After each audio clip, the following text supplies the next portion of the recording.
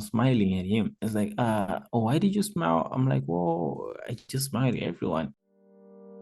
I want to create solutions which help people. Be this person I want to be in the future, I have to follow this path. Seeing their lifestyle, the type of lifestyle that I want. Africa's blank canvas. Paint your dreams.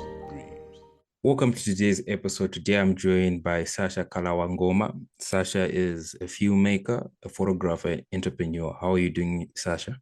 I'm doing well, and everything is all right. Thank you so much for having me here. The pleasure is all mine. So, Sasha, can you just give us an introduction about yourself? So, I was born and bred in Mutare. I'm 25 years old, and I decided to follow my passion. I was supposed to be an accountant, but back in 2017, when I finished my A-level in 2016, and in 2017, that's when I jumped into the whole filmmaking career. So I've been pretty much doing videos and photos for almost 7+ years. And pretty much that's how I started my everything. I was raised by a single mom, and because of seeing her struggling every time and stuff like that, it kind of motivated me to be the person I am right now. So I kind of owe everything to my mom. A lot of people are also in similar situation in you. As you can see, that didn't hold you back. A lot of people would give excuses, but for you, it drove you to become better. So can you also tell us, how did you then move to the States? So what happened is, when I started in Mutare, I started in Mutare. Yeah, we used to take pictures. I'm pretty sure if you go to Mutare, if you ask people around, most people know me, because back then when I started doing pictures, they're not as popular as it is now. So we're pretty much few photographers back then, and I had to put in extra hours. I had to grind. There's sometimes I had to do free photo shoots. Like, I did more free photo shoots than I charge photo shoots. So this kind of like made my name go a little bit further, up until in 2020, just before COVID. I had recently moved to Harare to expand, because I was getting bigger than Mutare. So I was like, no, let me just go to Harare for more challenges and stuff like that. So when I moved to Harare, started doing stuff, COVID happened. And even when COVID happened, when things were tight, I found myself, having to work with big people. I used to, I've done stuff with King 98. I've done stuff. I think pretty much I've done work with almost all the musicians in Zimbabwe, like the big musicians, like Japres. I've done a lot of stuff. So when I was doing stuff for those guys, it kind of made me realize, what, I think I'm aiming too low. Let me try to expand. So I was thinking, I'm like, okay, fine, which is the best place that I can go? So good thing is, I had a friend who I once did some stuff with back when I was doing videos in Mutare. He was like, man, I'm this side, if you want to come this side, it's easy. So this is what I would do now. So during the day, because of different time zones, it kind of helped me also a lot, because during the day, I'll be focusing on my hustle in Harare. And then during the night, I'm up all night trying to do some editing for some people in the United States. So I used to apply for jobs on Fiverr, and then jobs on Canva, and then I have some sort of platforms. And then one of the guys were like, whoa, you're really good, and your friend has been telling us some nice stuff. Why don't you come here and start your own stuff, so that it's easy for us to pay you, than having you to be there. And, once you're here, it's easy. We give you work directly, you get to work, and then once you're done, we pay you there. And then if you need also other people, we can also help you find other people. So I ended up coming here. That was in 2021, early 2021, mid 2021. That's when I came here and ended up starting a media agency. And pretty much I've been doing some crazy stuff around. I've done work for the Chirika Hospital, one of the biggest medical center in United States. I was the first Black person to film Burning Man. There's this festival called Burning Man where 85,000 people show up. And it's like a worldwide thing. Like, I'm telling you, like, when I was there, people were like, how do you end up here? So they saw some of the work that I've done in Zimbabwe, and they're like, wow, this is amazing, considering for the fact that you're coming from Africa. Do you want the position? And I was like, well, yeah, why not? So I ended up, they made me like the head, and I filmed the whole thing 2 weeks nonstop. I made an amazing video, and they're like, wow, you know what? we're gonna sign you a contract for the next 5 years. You're gonna be the one who's gonna be filming this thing.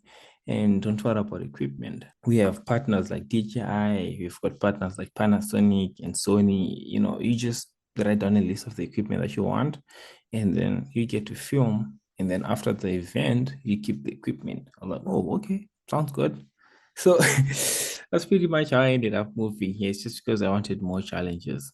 And because I was just born hungry and I wanted more. Because when I was in Mutare, all I wanted, was just more, more, more, more. I never spent any of the money that I made. All the money went towards buying equipment, and all the money went towards investing in the craft, trying to make, my work better as I could. That's a lovely way to move to the States. Like you said, it started off with just doing some jobs online, and two people just really noticed the talent and like, wow, instead of trying to balance this double life of during the day, working in Zimbabwe and stuff, during the night, you're doing this, why don't you just come in, commit fully? It really takes a lot, especially just to jump out of your comfort zone, because I imagine going there, of course, you might have a bit of imposter syndrome. They were saying maybe I'm not good enough to be on certain platforms, so I might have to hold back. So before we continue with your story, can you just give people how you got into the creative works, photography, videography? What drove you towards those things? So this is actually an interesting thing. I've always liked taking pictures, even when I was a kid. That has been something that I was really passionate about. But my mom didn't want me to do that. My mom wanted me to be an accountant. Good thing at church, for some reason, one of my pastors was like, "Oh, I see you making it doing what you love. Don't I know you're not that academically good?" Because trust me, I wasn't the brightest student. People from my class will tell you, like, when it comes to me trying to understand stuff, equations and stuff like that, I was just average.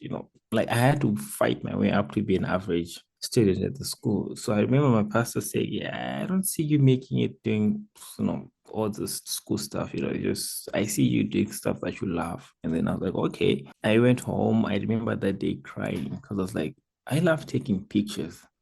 And from what I remember, not to shame or what, but I understand it's a hassle. I don't know if you know the Miko's Park. Yeah, so I was looking and I'm like, nah, so does it mean that I'm gonna be like, part of the guys gonna be taking pictures at Miko's Park and stuff like that?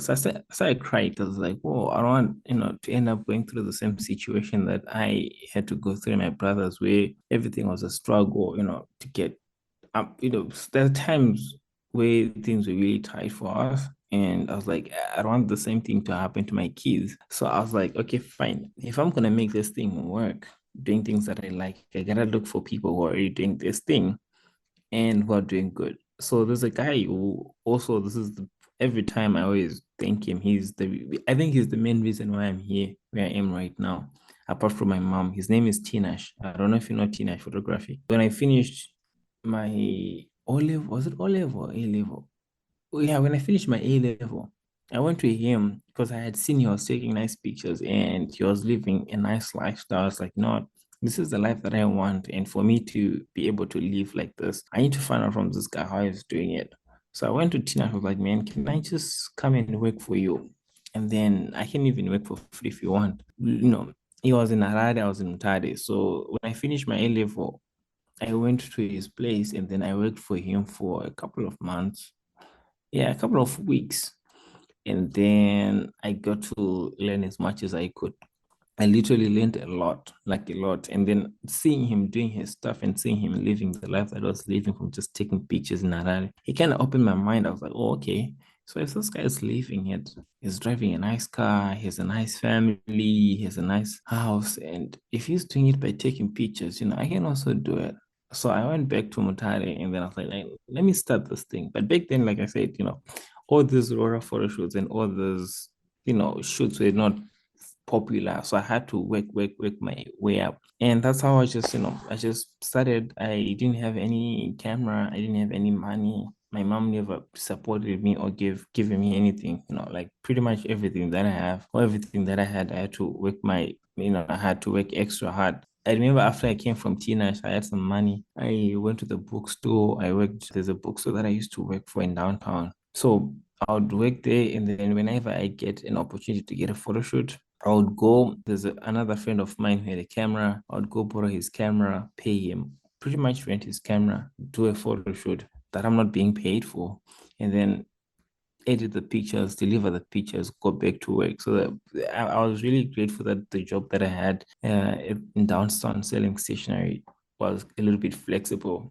And then that wasn't enough. I remember the money that I was making there wasn't really that enough for the stuff that I wanted to buy. But I kind of saved that to buy money for lights, for photos. That's the first thing that I started, because I was like, okay, fine. If I'm gonna do my work differently, most people in Mutare were not using lighting photographs. I was like, let me start with lights and then I'll focus on the camera afterwards. So I bought the lights, and I also got a job bread delivery with was it Lobos? Yeah, it was Lobos. So I would do like overnight.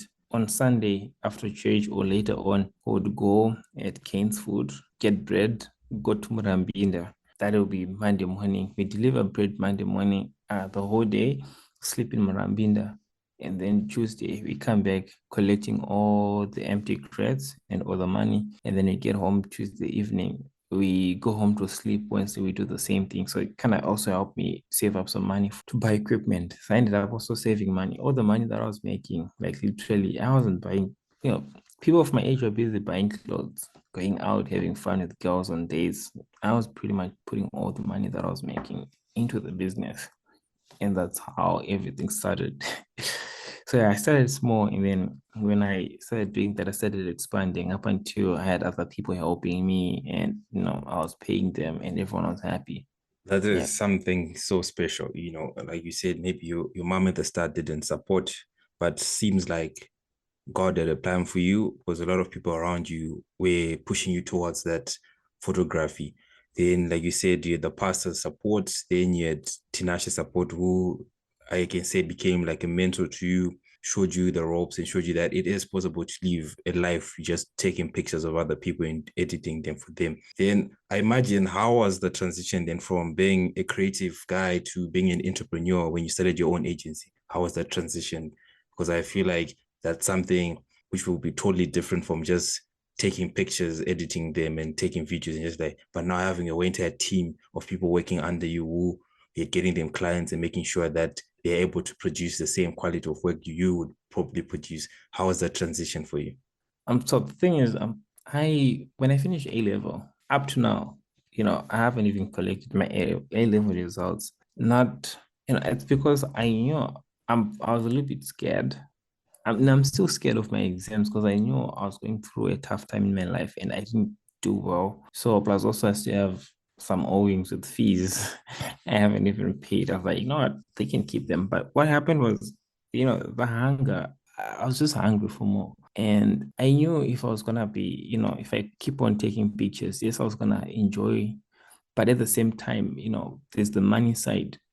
And I still need to pocket money in my own pocket.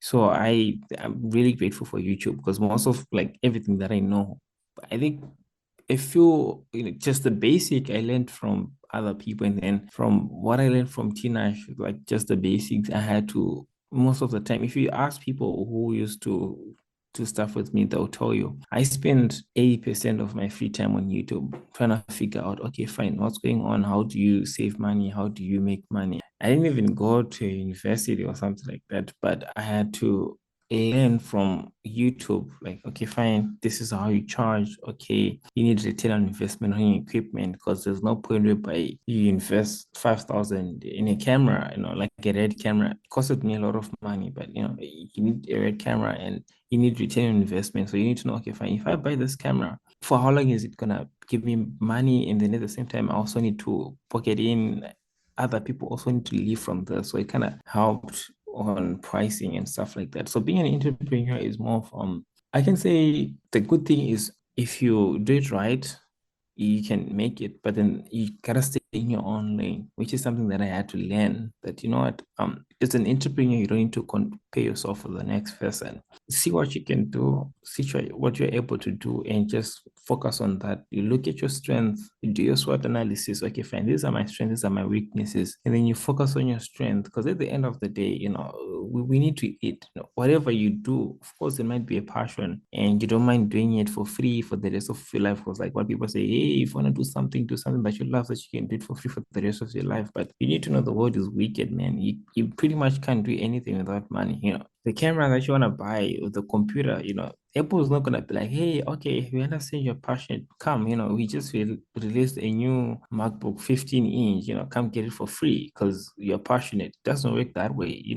Base to buy a computer, you need $2,000. So you gotta figure out a way of, saving up that 2,000. Either you save, or if you don't save, you gotta have some money because they're not gonna give you stuff for free. So that's one thing that I realized. I was like, okay, fine. Of course I'm gonna stay in my own lane, but I need to know that the world is wicked. Wherever I go, there's someone out there who's planning to get my money. And the moment I walk out there, there's someone waiting for my money. And at the same time, I can't be the one who's giving people money. I'm also supposed to be getting money from other people, all those corporates and all those clients. Also, I need to get money from them because people say, the love of money is bad and stuff like that. But I think we just need a little bit more financial literacy because it's not bad to want money because that's pretty much how the world works. You don't have money, you don't have access. You have access, you can pretty much do whatever you want. So it's all about, at the end of the day, whether you're creative or not, you still have to figure out a way, okay, fine, how can you, at the end of the day, take money to eat? So this is something that I've always, like, people who know me, I'm not yet where I am or where I want to be. I have crazy dreams and I have lots of ambition. Like right now, like I'm telling you, to be honestly speaking, I'm actually on vacation. I'm in Mexico's place called San Carlos. And, yesterday we were on a yacht, literally on a yacht. I have pictures I can show you on, I think we were on a yacht and one of my friends is the one who flew us in here. He has a jet, he's a pilot, he can fly and stuff like that. I'm like, okay, fine. What's the difference between these people and I'm just pretty much basically hanging in the wrong league. And, you need to know there's a better world out there that is waiting. Speaking from which, I'm a kid from Mutare, grew up in Mutare. I learned at Chancellor. After Chancellor, I went to St. Dominic's. I never thought I was going to be one day, having a party at a yacht, or flying private, or, just something like that. It's something that, the world is big. You just need access, and you can't get the access unless you have the money. And at the end of the day, you need to know whatever you're gonna be doing, it's all about, it all comes to money, money, money, money, money. So I would say to people out there, look, invest much in your financial literacy. As much as you invest in your craft. If you spend 5 hours learning how to use a camera, you need to spend at least 5 hours learning how to go sit down with clients, getting how to close, because you need to know how to close. There's an art, when it comes to closing a deal, there's an art of closing a deal. You can't literally just show up and convince someone to give you 100K. I'm like, hey man, I'll do this video for you for 100,000. They'll look at you and be like, look, are you crazy? But if you know what you're doing and if you're confident and if you have done lots of research and you've practiced, it's easy for you to literally walk and be like, man, I want 100,000 for this project. And if you're not gonna give me 100,000, I'm walking away. And people are like, oh no, come, let's let's reason together. How about if you're doing 90? I'm like, no. I want a 95. You can do terms. Give me this amount now, and then I can let you finish the rest later. I used to think, 10,000 was a lot of money up until I realized, well, okay, there are people out there, there's someone I know, one friend of mine, if you check on my Instagram, it says blind LA entrepreneur. One of my friend, he charges 50,000 for a logo. That same logo, I used to charge $5 in Mutare. I'm like, dude, this is a rip-off. It's like, no. This is value, man. It's not rip-off. I'm like, but look, 50K for a logo that I used to charge $5, that's like 10,000, times what I used to charge when I was at home, when I was trying to learn how to do graphic design. It's like, well, you gotta just put yourself in a position and invest more as an entrepreneur. Because at the end of the day, it's all about transaction. Everything is transactional. It's even the air we breathe. You breathe in air, you breathe out oxygen. That's a transaction. The trees need carbon dioxide. So when you breathe in oxygen and then you release carbon dioxide, you drink it. That's a proper business deal with the tree. You're giving them what they need, and then they're giving you what they need, and everyone is happy, which is the same. As a creative, the world needs your creativity, but at the end of the day, you also need to be taken care of. So every single little thing, when you wake up, everything that you do is a transaction. This is how I got to it. I'm like, oh, okay, flip. I just need to learn how to transact in a better position. It's gotta be, everything is all transactional. So I think I would say to people out there, like, as much as you invest in learning a new skill, also learn how to keep money and also learn how to ask money or learn how to get money from that new skill that you're learning. That's amazing. That's really amazing. There's so much packed in that statement you have said. The first one I caught was the comparison. Like you said, comparison is the thief of joy. Don't compare yourself with other people as you're doing whatever you're doing, because I feel like beginners always compare with someone like you, maybe who's had 8 years in the industry. Like, what? How can I be there? They're comparing like, oh, they're better, but forgetting that you have put the work. And I really love your work ethic. You're someone who's always hungry for more. You're always wanting to get better and better and investing in the right things. Like you said to the people who are listening, invest what? In your financial literacy. Because the same way you want to buy that $2,000 camera, but you have to invest the same amount of time into figuring out how do you get that $2,000 to buy that camera. It's not just about saving. There might be shortcuts. Instead of saving for 4 months, you can do a client job who pays you 4,000. You already have that money you needed to buy the camera. Then staying on your That's pretty much how life works. Life is a funny thing. People make it complicated, but some things are just some basic things can really go a long way. Then I'd like to bring up the topic of the Burning Man, the show you've done or you're currently doing. I don't know if you said is it a 5-year contract. I was like, how was that experience for you? The Burning Man, like for someone who is maybe at that stage where someone who's just breaking into the industry and now comfortable to do a medium-sized project, then these guys come to you and like, we got this big project, this festival, we want you to be our main guy for this thing. How did that feel? How did you go along it? What challenges did you face? How did you overcome them? So I literally cried the day before I left the playa, because they do it in the desert. Each ticket is like $650 just to get a ticket to go there. And it's one of the biggest festivals in the world. I didn't know about it for some reason. Like I said, it's kind of like a white community thing. They just do it by themselves. It's not really published out there. I had an idea because there's a YouTuber but I didn't put it in mind up until when I had these people telling me, hey, you want to do a video? So when they said, yeah, you want to do a video, I was like, yeah. And then I was like, okay, fine. Let me think of how I can. I was like, look, forget about the pricing and stuff like that. Right? We don't care about the money. Can you do the job or not? I'm like, yeah. And they're like, okay, fair. What's needed for you to do the job? Do you have the capacity? I'm like, I have the capacity, but I don't have resources. And they're like, no, what? Funny thing is, I crashed 2 drones on that festival. I had total of 6. I didn't pay a single cent for all those cameras, even the ones that I crashed. Like I was just given lots of stuff. Like, look, just write down a list of whatever you need. Forget about the money. Just tell us what you need to make a good job. And I was really surprised. Like, okay, fine.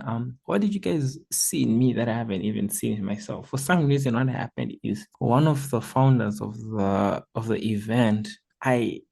So that's also another thing that you need to know in life. Just treat people right, no matter who they are. There are some people who do not look wealthy, but they're crazy wealthy. This is something that I got to learn, and I learned the hard way a couple of times. So there's this guy, his name was John Law. He was a co-founder of the event. So I met this guy and he came over and he was looking for a direction. He was kind of like doing a tourism exploration. So where I live, it's pretty much, you can count African or African American people. Like there really few people. So I saw him and then I was smiling at him. It's like, oh, why did you smile? I'm like, well, I just smile at everyone. It's like, well, people don't usually smile here. I'm like, I know people don't smile here. No one really greets people or talk to people. It's more like, I have to go to work. I'm busy. I'm late.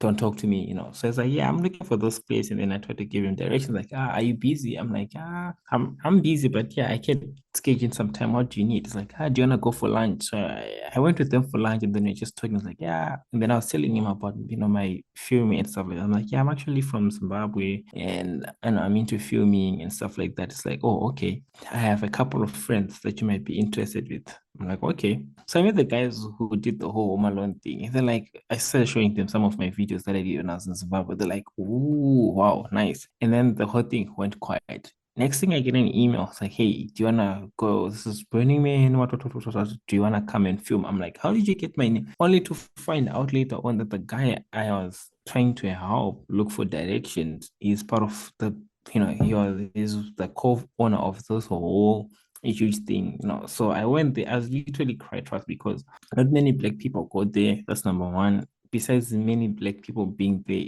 they just don't get anyone to film their event. It's gotta be someone who's been doing work for Hollywood for like a couple of years, not just a kid showing up from Zimbabwe. It was not even because they've been doing the festival for over 30 years now. The festival started way before I was even born, and they got me to do edits, to film everything for them, and I was in charge for everything. And I was at a position whereby even the camera that I was using, it was a camera that was probably worth more, I think almost twice the amount of the car that I was using back then. And I was at a position, but even if I could drop it, I was in a position like, hey, I just dropped the camera in the stadium. They're like, okay, fine, let's get another camera to come right now. So I was like, oh, okay. I really cried. I was like, God, I know you have a purpose in my life, but this is big. I cried, I cried. I was like, thank you. I was really amazed. And when I found out that, I was like, they're like, you're the first black Zimbabwean showing up here, and besides being a first black Zimbabwean showing up here, you're the first African person filming this thing. And they do not allow cameras. It's a kind of like a private thingy. I don't know, besides having 85,000 people showing up, whenever you show up at the gates, they take all the cameras. You can check it up on YouTube. It's called, Burning Man. So they take away all your cameras. You're not allowed to film. If you film with a camera, even phones, they try to limit. But if you film with a camera, you post a 10-second video on YouTube, they'll sue you and you have to pay them $1 million minimum. So pretty much no one goes there to film because they know the penalty is too much. No one can afford to be paying that much of amount because they literally go after, they have the money to go after everyone. So everyone knows no one goes to Burning Man to film. But I, for some reason, got the opportunity to film there. I have 10 terabytes full of footage and I can do whatever I want even with the footage. They even told me we signed some agreement. They're like, oh yeah, you can use the footage whatever you want, but just let us know before you use the footage so that we don't freak out when you see the footage out there. But otherwise, there's something that you need to know is, like I was saying, don't compare yourself with other people. I did 1 million free shoots, where I'm the one who used to, when I used to do weddings, I used to go people like, I want to film you, I want to take pictures at your wedding. People were like, no, we have a photographer. I'm like, don't worry, I'll bring myself to the venue. Forget about my transportation. Forget about paying me. I'm just gonna show up and take pictures. Tell me where you guys are gonna be changing, where you guys are gonna be doing reception. And so I've done my practice, I've done lots of free stuff. So I feel like this is time for me now to start enjoying the fruits of my labor because you sow a good seed, you reap a good fruit. So I've sown countless amount of free shoots, and that's where I got to learn, I got to practice. If you mess up on a free shoot, you don't owe anyone, you learn, oh, okay, next time I need to carry my memory card. I don't need to leave my memory card at home because I've done it stuff whereby I literally go to the shoot without a memory card. Or I forgot the battery on the charge. It's those little things. But if someone is giving you $1,000 and then you shop and they're like, oh, flip, you forgot the battery, and the wedding is starting like immediately, you get in trouble. So don't compare yourself. Just keep on pushing, and after you keep on pushing, you get inspiration from others, but don't copy them. Just you need to have your craft unique. Don't, of course, people are doing this and like what has worked for me is probably not gonna work for you. But I'm not saying don't do it. Just get inspiration, but figure out stuff your own way because things work differently with different people. So yeah, Burning Man was an experience, man. Like I'm even excited. I'm going to be filming that thing in August, I guess, this year. And I'm being told it's gonna be bigger. I'm pretty sure they've sold like 87,000 tickets now. Amazing, just amazing, just amazing. The whole entire story is just amazing. It's something which sounds funny that the way you got that job was just by smiling at someone and you went for a lunch. Because a lot of people see these things on Instagram, on TikTok, or whatever, YouTube, those what is it, when they do it for funny, for views or those things, and people are like, that will definitely never happen. It doesn't work like that. You just don't greet someone and next thing you got a job. But it's those small things. And I always love that that's something which was instilled to you through the African culture, because Africa, so is that thing would smile at everyone, respect your elders, always be helping, and the small things like that you led as a kid managed you to get such a big event like that, and for you to be propelled into a winter level where someone who might have been better experienced than you, who didn't get the chance, but because of the small things that you did, you managed to get that winter opportunity. It's really something that is amazing. Then I would want to focus our talk to something a bit more back to home with our own person who's following your footsteps. They want to do photography, videography. What kind of advice would you give them in a way of creating the vision, right? But there's a budget, there are limitations. Like they got this big vision, but the budget does not allow them to do that. What advice would you give the people who are in the similar situation like that? If it's back to home, I would say, you can tell Panishungu, Nipasna Shungu. So even if the budget is not there, it's just, I remember there's a song from Takura, like, freeze it budget. I mean, when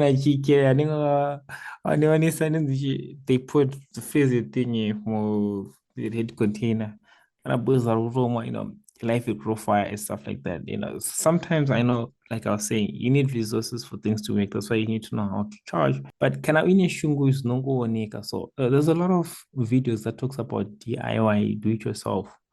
You pretty much don't really need like these big sets. One of those guys, there's a guy whose name is K-Man who makes music videos. I don't know if you know him. I've learned something from K-Man whereby it's like, if we can try to, we'll make it ourselves. He was doing a music video for Tammy, and I was there helping them out and doing the stuff like that. We had to create the whole set with ourselves, so we didn't have the lights. Not because we didn't have the money, but we didn't have enough time. We ended up setting up candles. I don't know if you know the song called Siroto by Tammy. We had to put candles like around because we didn't have the little lights around. So there's some stuff that you can't, the budget is tight and things are tight, but you can always make stuff, go to second hand, you get that stuff. And also you gotta be a person who's really trustworthy. There are people who are willing, you can go to someone, as long as you're trustworthy and you know someone, you can literally go and, I know budget is tight. You don't have access to models or you don't have access to makeup. Do you know a lot of people, I don't know, it doesn't really work that way in Zimbabwe because, things are tight and everyone wants to eat. But if you come to like first world countries, there are people who are willing to volunteer for over 3 months. It's just to volunteer to be part of something. So I think as a person, if you come up with a vision or if you have something, I'm pretty sure, I'm 100% sure on this one, there are people who will be willing to come in for free. I remember I had to go work for Tina for free.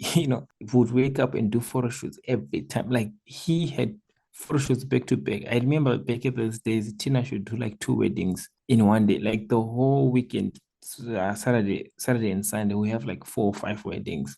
And we're like back to back weddings. And there are a couple of people who would show up like, I just want to learn. And I just, you might not have the money for that, but there's some people who actually have the money, but they're like, look at DJ Towers. DJ Towers, he goes to people and like, hey, binka, binka, and people give him money and he does whatever you want. Like there are people who have resources, but they can't really shout or they don't have a platform. And then there's you who have a platform, but you don't have resources. That's why you need to, be or linked with these people where you can help them, give them the platform that they need, and then they give you whatever you want. So don't talk about resources. Resources are not limited. We are just limited in our thinking, which is the big problem that we need to fix in the mindset. Resources are there, budgets are tight, I know, but you can make stuff. You can substitute. You can use other stuff, cheap stuff that you can use. And and our green market or German, do you did all this thing, because I can't afford to buy this thing. Oh, do something or get something. You can probably maybe pay 5 mari instead of paying $200 to buy some sort of something, at Miko's Mutare. So probably maybe I'll say Nash Furnitures or whatever. You can't really walk in there and get something. Usnamare, just go green market, Baba. Help me out. I need this thing. Sort it out. Can you do this? Look out for people on Instagram. Hey, I know you've got doing this, and look, I'm a filmmaker and I'm trying to I mean, I'm a photographer. I'm trying to do this thing. Help me out. I'll tag you, and then I'll also list you in the credits. Okay, fine. You do something. Chakati shamurkuona ichi. This one gave this to me. Chakati, this one gave to me. As long as you always credit people at the end of the day, I'm pretty sure that other people also want to be part of. People want to be part of something at the end of the day. So you just have to create the platform for people to be part of. So don't think that resources are limited. Even money is not limited. Right now, things are tight. Big amona, but it's not like big amona because the people who've got, one. I know inflation one. I was talking to my mom, she was telling me with the 10,000 tinga chingo on. Things are tight, but there's always a way. So don't say resources are limited. Just figure, well, okay, fine. How can I meet the right people who've got the resources? The people who know no. I was on a phone call. Also, I gave it another, and it's like, yeah, but we are not affected by everything that is going on in the country right now. We're safe and secure. So resources are mona, but it's not kuti amona munyika. It's just you do not have resources, and you just need to find, okay, fine, what's my makeshift here? How can I substitute to make resources, or who can I see, or who can I talk to? So I think you have to make shift and look for the right people. But besides looking for the right people, ignore to trust with if right people come up, if they trust you with their resources, are you going to handle their resources in a nice way? I don't need the camera. I did photo shoots like the whole of 2017 and early 2018. I didn't have a camera, but no one knew. But I former camera. I'll show up with 4 cameras, but you know that it wasn't hapana na camera yangu baba. So I think it's something that you gotta have to be able to manage resources and do something like that. So just look for the people, for the right people. You get their stuff, and then shandisa and stuff like that. I like the way you said, if there's a will, there's a way.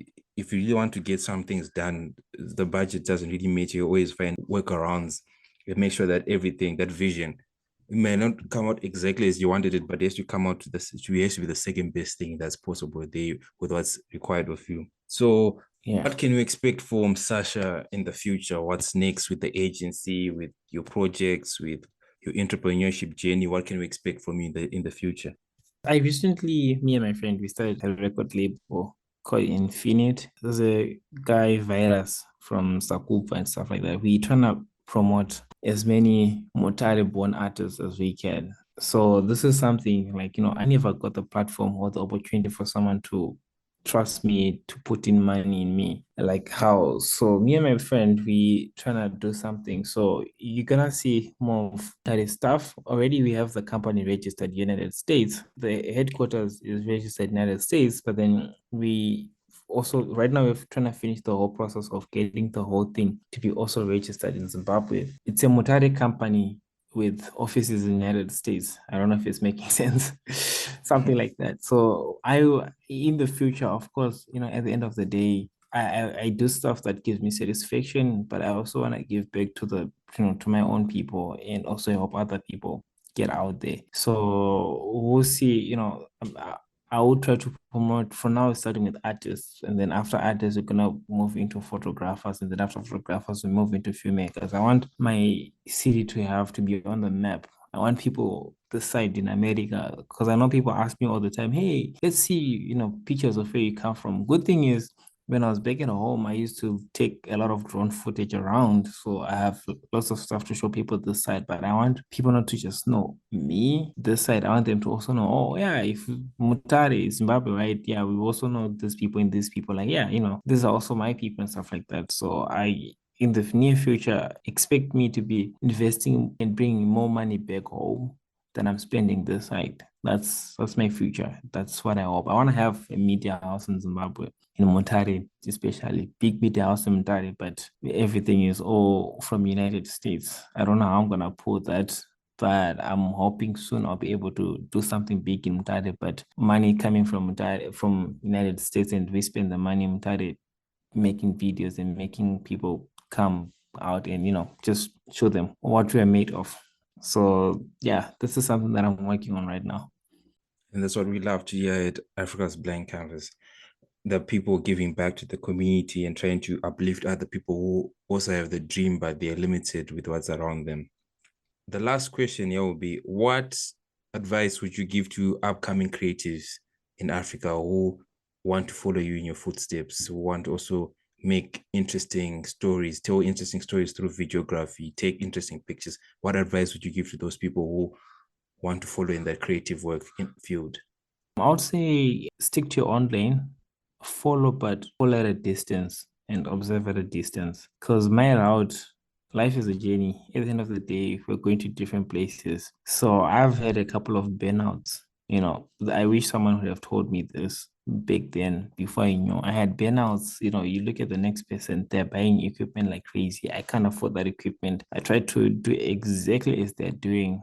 And at the end of the day, I get frustrated because, we have kuona kwedu kunasiyana, besides kuona kwedu kusiyana at the same time, you kind of end up becoming that person. So as a creative, your art has to be unique. So I would say look for inspiration, but don't copy if it's making sense. Stick to your own lane. Your chimbo okay, fine. Oh, okay. Kanada road, ukafika pane traffic light or pane robot, it red, you stop, like at green, you go. But doesn't mean kuti uchatedzerera exactly, because when I just got a robot and then it's gonna turn red, it's gonna stop. And then I change some indicator, and the next thing is gonna turn left because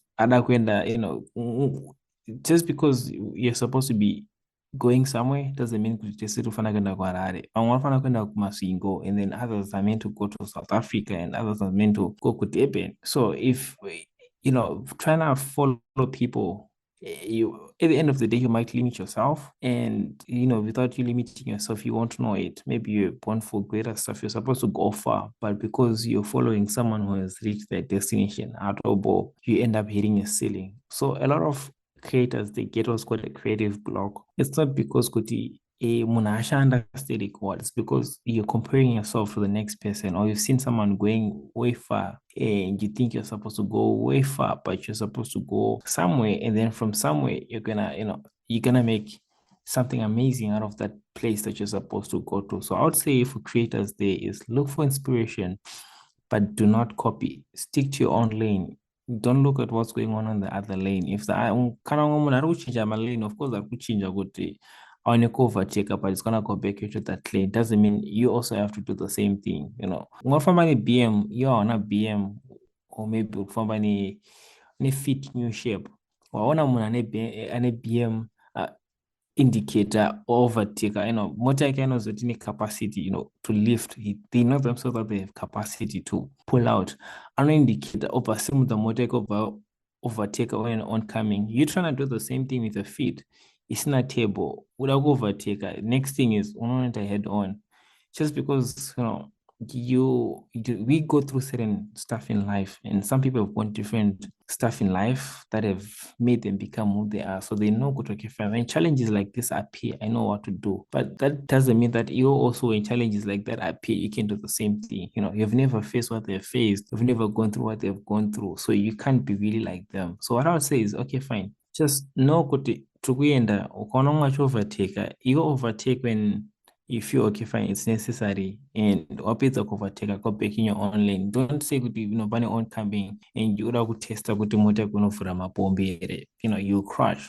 So at the end of the day, you hate the grind, you hate the work just because just because the next person are and is getting away with it. So I think it's first, just beat yourself, follow people, look for inspiration, but at the end of the day, your talent has to be still unique, and you still have to do once you follow your own lane, you do your own lane. Trust me, it's rare to have a creative block, and it's rare to have depression. No matter what other people do, you be like, yeah, I know my path. I'm not supposed to be there today. Maybe just mangwana. Munane baskoro ne munane mota, ne munane famba netsoka, I'm seeking at the same time. But at the end of the day, mukapa munane famba nemdududu. That's why I thought I get 3 hours or 2 hours, but mukampa zari sanosika. Arufamba netsoka asika akezweroro, but mukampa maybe a month. I'm not seeker or so at the end of the day, it's about reaching to the destination. It's not about how fast are you going. So don't look at other people. Just keep on doing what you're doing and just improve yourself. Yeah, that's all I have to say. Sorry, I talk too much. It's fine. It's fine. Thank you so much for those words. I think people have understood that the journey is more important than the destination. You will eventually get to the destination. Don't rush yourself. Don't try and keep up with other people's pace. Go at your own pace. If you are getting faster than the person you are following, you're allowed to overtake them and move on to the next stage. If not, take your time. Like you said, I think the most biggest takeaway you can take away from this is that get inspired, but do not copy. I think that's something this can apply to any field, anything you're doing in life. Get inspired by people, but don't copy. If you're inspired for Albert Einstein, yes, you're inspired, but you cannot be the next one. You can't copy him. You have to find your own way in that field.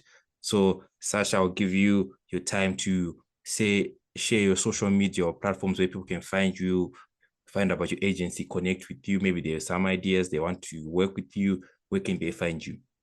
Okay, so you can find me. Facebook is Sasha M Kalawangoma, and then Instagram is Kalawangoma_Sasha. That's my main Instagram page. That's my personal one. And then I do have a couple of pages that are in line with stuff that I do, but you can find them on my bio. And for my agency, you can go on www.multigencapital.com or another because I have two agencies. I also have another one called Gibi Labs Agency, Marketing Agency. So you can also go on www.gibilabs.com. You can also find my other agency there.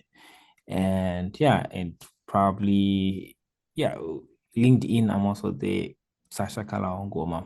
That's pretty much where you can find me. Thank you, Sasha. I hope people reach out to you who also want to work with you. Again, thank you for being on the podcast. Thank you for taking the time to be with us today and share your story, your challenges, and how you succeeded in a way, how you came to be where you are today. I want to thank you from the whole entire team. Thank you so much. I really appreciate it.